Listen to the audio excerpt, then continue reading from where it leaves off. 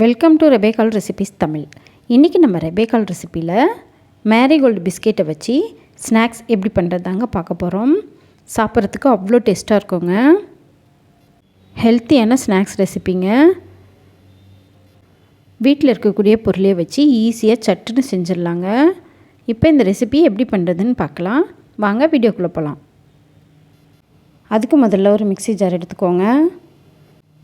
2 packet marigold biscuit எடுத்துக்கோங்க. 35 ரூபா packet தாங்க நான் எடுத்திருக்கேன். இதை பிரிச்சுட்டு நம்ம உடைச்சிட்டு சேர்த்துடலாம். அப்படியே சேர்க்கக்கூடாதுங்க. இந்த மாதிரி உடைச்சிட்டு தாங்க சேர்க்கணும். அப்போ தான் நம்ம அரைக்கும் போது நல்லா நைஸாக அரைப்படும். அதுக்காக தான் அரைக்கும்போது விட்டு விட்டு அரைச்சிக்கோங்க. இப்போ நான் 2 பேக்கெட்டுமே சேர்த்துட்டேங்க. இதை நல்லா நைஸாக அரைச்சிட்டு வந்துடலாம். இப்போ நம்ம நைஸாக அரைச்சிட்டு வந்தாச்சுங்க. பாருங்கள், இந்த மாதிரி இருக்கணும். உங்களுக்கு கொஞ்சம் குறகுறன்னு இருக்க மாதிரி இருந்துச்சுன்னா திரும்பியும் ஒரு தடவை நல்லா நைஸாக அரைச்சிக்கோங்க. ஒரு கடாயை சூடுபடுத்திக்கோங்க. அதில் 2 டேபிள் ஸ்பூன் நெய் சேர்த்துக்கோங்க. நெய்க்கு பதில் நீங்கள் பட்டர் கூட சேர்த்துக்கலாம். நெய் சூடானதும் நம்ம அரைச்சி வச்சுருந்த பிஸ்கெட் தூளை இதோடு சேர்த்துருங்க. சேர்த்துட்டு ஸ்டவ்வை சிம்மிலே வச்சு இந்த மாதிரி கலந்து விட்டுக்கிட்டே இருக்கணுங்க. தீஞ்சிடக்கூடாது, நிறம் மாறிடக்கூடாது.